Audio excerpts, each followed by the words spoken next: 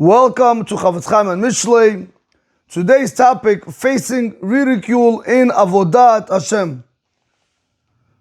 The Chofetz Chaim in his Sefer Mishlei begins, Afilu im yimtu'u eza anashim ba'ir, even if you're going to find some people in the city, sheyalbinu paneim, that they're going to embarrass their faces, meaning they're going to embarrass people, avur zeh, because of this. When you have a person that he wants to grow in Avodat Hashem, he wants to become more religious, he wants to live an observant lifestyle, automatically somehow people's comments become important. As if I ask them, tell me what you think about my service.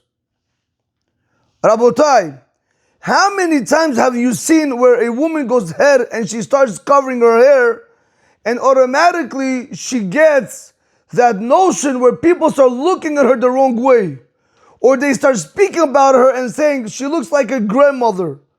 Or if you have a woman that's modest, instead of saying, wow, look how modest she is, they say, look, she looks like an old lady. How many times have you seen this?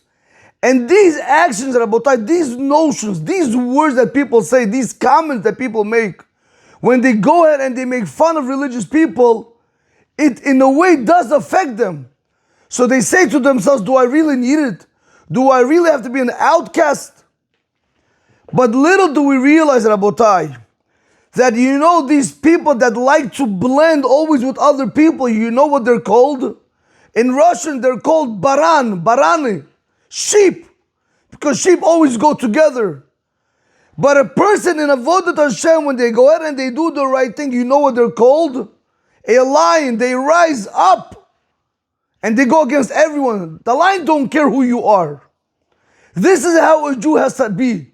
He has to be like a lion. He has to be the king in Avodat Hashem. In his own Avodat Hashem, he has to be the king. He shouldn't be the baran, the sheep that follow what everybody else says or does. That's one case. How many times have you seen boys or men try to go learn Torah at night, and people start saying, oh, look at this, Nebuch, look, his wife is at home taking care of older children, he's sitting and learning all day doing nothing, or learning at night doing nothing. So now this guy, when this information gets to him, he starts thinking about it. Wow, maybe they have a point. Why should I be an outcast? Maybe let me listen. Maybe let me go to my wife. Maybe let me do this. So automatically, Rabotai, that cools our Avodat Hashem, because that is the truth. I give you a simple example. When a person goes shopping, correct, you're always looking what the other person's opinion is going to be about this item, because you want to make sure that you impress them. But the problem is, Rabotai, I don't care if you do it in the materialistic world, the way you dress, what car you drive, what kind of house you have, even though that's wrong also, but it doesn't bother me as much. Because it's not important. But when it comes to your religious life, what do you care the comments that the other person makes? Why should it matter what they're saying? Why, they're going to be with you in the grave? No. So why should you even pay attention? Why do you make a Rashi out of their words? So comes the Chofetz Chaim, and the Chofetz Chaim says, even if you're going to find people in the city where they're going to go out and they're going to start embarrassing you because of your religious observance, ve'yemru, and they're going to say, Rabbanim chadashim nimtzu'u oleinu. We have new rabbis on us. Mikol makom, nevertheless comes the Chofetz Chaim and he says, Al yipol libam al ze, Rabotai, don't pay attention to them. Don't pay attention on this, what they're saying. Leave them alone, Rabotai. They don't know what to do with their life, so they're picking on you. They're not happy, so they want to make sure you're not happy. Why? Because even prior to our generations, when Hashem wanted to send a prophet to the Jewish nation to warn them on their ways, so too there was a condition with the prophet, which was what? On condition he's going to prophesize. He's going to go there and he's going to rebuke the Jewish people on condition that they're going to embarrass him. And also he's going down to the Jewish people to correct their evil ways on condition that they're going to curse him. And his job was Ve'eta kol yisbol. The prophet's job was that he has to go ahead and he has to tolerate everything. Rabotai, who are we speaking about? Prophets. We're not speaking about me and you right now. Prophets. Because HaKadosh Baruch Hu knows. When a person wants to rise to greatness, it just doesn't happen without any force. This is why you're getting the backlash. This is why people are making fun of you. Because they know eventually once you're going to rise, once you're going to be able to reach that level in Avodat Hashem, that you feel complete with yourself, it's going to bother them. It's going to bother them. Continues the Chofetz Chaim and he says, "V'ha'ikar she'ikabel ha'elbon v'lo ya'aneh otam davar." The main thing is that you should accept the insult and do not answer anything back to them. If a person comes and he makes fun of you and he says, look at this Ben Torah. He goes to learn Torah at night, leaves his wife at home with his kids. Wow, nebuch, look at this. Is this the way of Torah? They make fun of you, they ridicule you. No, let them do whatever they want. Let them say whatever they want. Oh, look at her. Look the way she dresses, completely modest, 90 degrees outside. She's dressed from head to toe. Is that normal? She looks like an old lady. No problem. Old lady, not old lady, nobody asks you for your opinion. But Rabotai, the Chofetz Chaim says, after he said, the main thing that you should accept the insult and not answer anything back to them, Rabotai, once you answer back, that's it. You gave in. You just lost the battle. You know, I want to give you a parable. What do you do when a dog barks at you? What are you going to do? I honestly want to know. What do you do? Do you bark back? No, you don't bark back. Same thing over here. When these people are ridiculing you, they're making fun of you, they're mocking you, it's like a dog barking at you. They don't know what they're even saying. Let them say whatever they want. You have to be smart. Don't bark back at them. Do not bring yourself to their low level. Don't do that. Continues the Chofetz Chaim and he says, "V'lo yitrape mima'asav," and do not slacken from your deeds, meaning do not slacken in Avodat Hashem. Continue serving Hashem the way you were, if not stronger. Do not slacken in Avodat Hashem. Don't say, oh, okay, they're right, maybe I should, take away mitzvah here, stop learning over here a little bit, maybe I shouldn't daven every single day. They could say whatever they want. That doesn't bother me. I don't care what they say. They're like dogs barking. Let them bark all they want. Our job, Rabotai, is not to pay attention to them, not to listen to them, and very importantly, not to, Rabotai, slacken in Avodat Hashem because of them. Do not allow them to cool you down in Avodat Hashem. Because it happens a lot of times. You're excited. You want to go ahead and you want to become more religious. You want to become more observant. You really want to start serving Hashem better. Then one of your friends comes, or anybody else is going to come, and is going to say, you think Hashem really needs this from you? That one idea where you think it's not bothering you, but it is bothering you. That one negative thought right now went ahead and it cooled down that mitzvah that you were planning to do. So therefore, Rabotai, it's very important that when people make fun of you, we have to accept the insult. Don't answer anything back, because now you're showing that you're greater than them. And very important, do not slacken, do not weaken in your deeds. But look what the Chofetz Chaim says in parentheses. He says over here, "V'hiyeh scharo gadol me'od la'olam haba." Rabotai, your reward is going to be great in Olam Haba. Shekibel elbon avur mitzvat Hashem yitbarach. That you went ahead and you accepted the insult because of the mitzvot of Hashem, may He be blessed. Rabotai, do you hear what the Chofetz Chaim is saying? Yehiyeh scharo gadol me'od le'olam haba. Your reward in Olam Haba is going to be greater because you accepted the insult for the sake of Hashem's mitzvot. You didn't slacken, you went and you still did it. If your reward for that mitzvah was supposed to be this much, now the reward for that mitzvah becomes this much, if not more, Rabotai. On the contrary, when people insult you, when people laugh at you, you should, in your mind, you should be thanking them. Because of them, they just magnified your reward in Olam Haba 1,000,000,000 times more from what you were supposed to get initially. Rabotai, do you see how beautiful this Chofetz Chaim is? We think, he makes fun of me. Okay, so maybe they're right. I shouldn't learn, I shouldn't daven, I shouldn't be religious. No, Rabotai. One of the biggest issues we have today is when we are invited to, again, I'm not going to even speak about going to a mixed event where there's dancing. That, Rabotai, nobody's allowed to be there. I don't care, you're religious, not religious. Nobody's allowed to be there. I want to speak about when you are invited to go to an event where it's separate seating. No, where it's separate dancing, mixed seating. What did they tell you? Rabbi, we're making a party. Is the party kosher? 100% the food is kosher. Even that I have a doubt. But anyway, I'm not talking about the food. I'm talking about the party itself. Is the party kosher? Yes, Rabbi. Separate dancing, mixed seating. That doesn't mean it's kosher. You know what these people do? They do Maim Achronim Chova by separating the mechitza, which is a very big thing. But then they're going to sit together and they're going to do a various Isurim Dorait also, where men are looking at other women. And a lot of takalot, a lot of problems come out from this.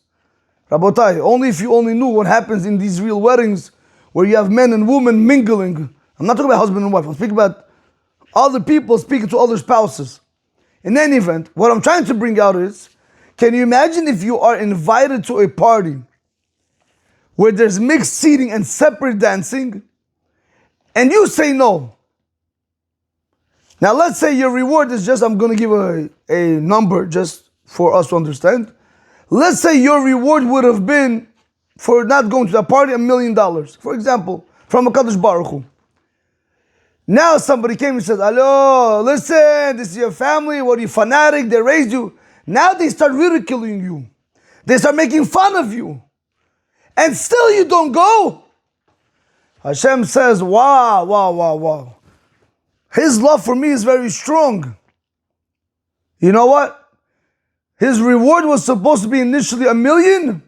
Let's make it 1 trillion. So it's a blessing, Rabotai, when you get insulted. It's a very big blessing. Not a curse, not a curse. He learns Torah all day, he's doing nothing. Whatever you want to say. If up to now I was being able to make 2.2 million mitzvot an hour, you just magnified it to 2.2 billion in an hour because you made fun of me. So it's a blessing, Rabotai. It's not a curse. That's what the Chofetz Chaim is telling us. Accept it. Don't answer back. It's not worth it. But mainly, Rabotai, do not weaken in avodat Hashem. Why is that important? Because if you don't weaken and you do that mitzvah, your reward is going to be 1 billion times greater.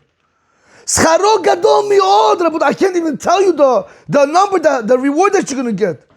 His reward is going to be very great in Olam Haba. Can you imagine, Rabotai? Olam Haba. Shikabel elbon avur mitzvah, because you went and you accepted the insult. You accepted the insult for a Kadosh Baruch Hu's mitzvah. And Rabotai, we heard how many people die al Kiddush Hashem. And we know, Rabotai, that people that die al Kiddush Hashem, nobody will ever be able to reach their place where they're standing by Hashem. Nobody. I don't care how much Torah you learn. Impossible. That is the highest level. This, Rabotai, you are able to also achieve when people insult you and you don't slacken in avodat Hashem. You are also able to get great reward. You're going to have a portion in Olam Haba where you would not be able to reach it if they wouldn't embarrass you. So Rabotai, thank them. Buy them something on Shabbat. Say, this is for you. On every Shabbat, bring them something for Shabbat. Hey, this is a bottle of wine for you for making my Olam Haba greater. No, not to get upset with them. No, Rabotai. A doctor doesn't get upset at sick patients. They're sick people, that's all it is. What's the problem? They don't know what they're saying. Continues the Chofetz Chaim and he says, "Ukimo she'amru Chazal," and like our rabbis of blessed memory said, "Hane elavin ve'enam olvin." Be from the ones that are embarrassed, that are insulted, but not from the ones that insult back. Don't be from the ones that insult. Be from the ones that are insulted. Shom'in cherpatan. They hear their shame, they hear their embarrassment. Ve'en mishivim, and they don't answer back. V'chulu. Alahem hakatuv omer, on them the pasuk says, ve'ohavav, and those that love Hashem, kitzetz hashemesh b'givuroto. Hashem is going to make them, when the sun comes out, at his strength. Meaning, if you look, Rabotai, at the sun at midday, that's the highest point, that is the highest peak where the sun is. When it starts off, it starts going from here and goes shh, at the highest peak and then goes back down. You know what Hashem says in this pasuk? Rabotai, I forgot this Gemara, I did this Gemara inside. A person who's able to go ahead and accept insults and hear his embarrassment and shame and not answer back. He says, HaKadosh Baruch Hu says, this person, I'm going to make him great as the sun at its peak. Can you imagine that, Rabotai? Not in this world, Rabotai. In this world, Hashem is going to make you great. He's going to pick you up. Why? All because you broke yourself. Hashem says, you broke yourself, you didn't answer back. Mida keneged mida. Even if you don't deserve greatness, I'll give you greatness, Hashem says. Uklal amar lanu hakatuv. And the verse told us a rule. Im tevakashena kakesef, if you're going to seek it like silver, and you're going to search it like silver. No, you're going to search it like treasures. As tavid yirat Hashem. Remember, we did this passage. Then you're going to understand the fear of Hashem. You know what he wants to explain the Chofetz Chaim with this verse? He says like this: Vihine, and here, be'inine hakesef anu re'im. When it comes to money, we see. When you have a person that is looking for some type of business, in order to be able to survive, right? He has to live. He finds out about a certain business that he's able to profit from it. And he goes he goes and he tries to, in that business, he tries to go and he wants to attain it. He wants to become a businessman, basically. When the greater merchants, the great business people see this businessman who still is not a businessman but looking to become a businessman, when they see him,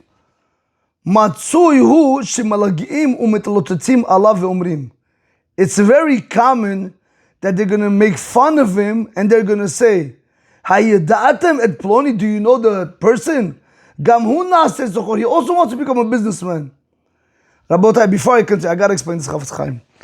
How many times have you seen, it's so logical, Rabotai, such, straight reasoning. How many times have you seen where a person wants to open up a business and his competitors start making fun of him? I look at him, he wants to become like us, because remember, they're big people. They're great businessmen. So he also wants to become great. Why not? But these great competitors, they start making fun of him.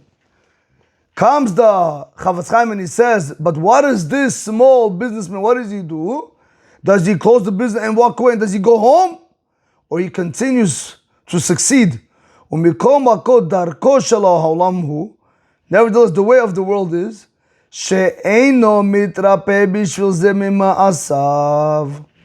this small businessman that's going into the business for the first time, he's not going to close the store because of the other merchants that are making fun of him. Rabotai, but what does he do? He goes after the business, he makes money from it, and in some time, one second, Rabotai, after some time, this small businessman that they were making fun of initially, since he didn't give up, he didn't slack, he didn't close the doors to his business, but continued pursuing it, Eventually, he became a great businessman. Now, these other great businessmen stop making fun of him. When you have a person that he behaves when it comes to the matters of this world, it's only momentarily, Rabotai. We're only here momentarily. We are guests. Comes the Chofetz Chaim and he concludes, how much more so, Rabotai, a person has to act like this small merchant when it comes to Olam Haba. Bevadai tzarich litnaheken. For sure you need to go ahead and you need to behave like the store owner. Comes the Chofetz Chaim says, if you are able to understand that when a person goes into business for the first time and other competitors are making fun of him, he's not closing down his business because he needs it to survive. Comes the Chofetz Chaim, he says, if that's for this temporary world, how much more so when it comes to your Olam Haba? Don't close your doors to a religious kait, Rabotai. Don't close your doors to becoming great in Avodat Hashem. You have to learn from that small merchant. Because once you're going to become great in Avodat Hashem, then you'll see how they're going to stop laughing and they're going to start coming to you for getting barachot. Okay, Rabotai, review. The topic we began facing ridicule in Avodat Hashem. Even if people in the city mock or embarrass those who rise to strengthen Torah observance, Rabbanim Chadashim Nitu Olein, right? We said one must not be discouraged. This is the way it always was. When Hashem sent a prophet or leader to guide the people, the condition was that he would suffer mockery and insults. The main point, accept the shame silently, continue the work and do not weaken. Chazal say alvin ve'enim olvin ushomim charbatam ve'enim meshivim ve'ohavav kitzed Hashem b'gvurto. Those who bear insult for Hashem's sake shine like the sun in its strength. We wanted to compare the worldly business to the spiritual. Comparison to the worldly business. The pasuk says, "Im tevakshenu kekesef." Right? If you're going to seek it like silver to find Yirat Hashem, one must pursue it like people pursue money. In business, when someone enters a new trade, the seasoned merchants often laugh at him. Gamhuna says, right? Also, he wants to become a businessman. But if he perseveres, he eventually profits and becomes a respected merchant. Listen, Rabotai, if people endure embarrassment for temporal gain, how much more should one endure for eternal life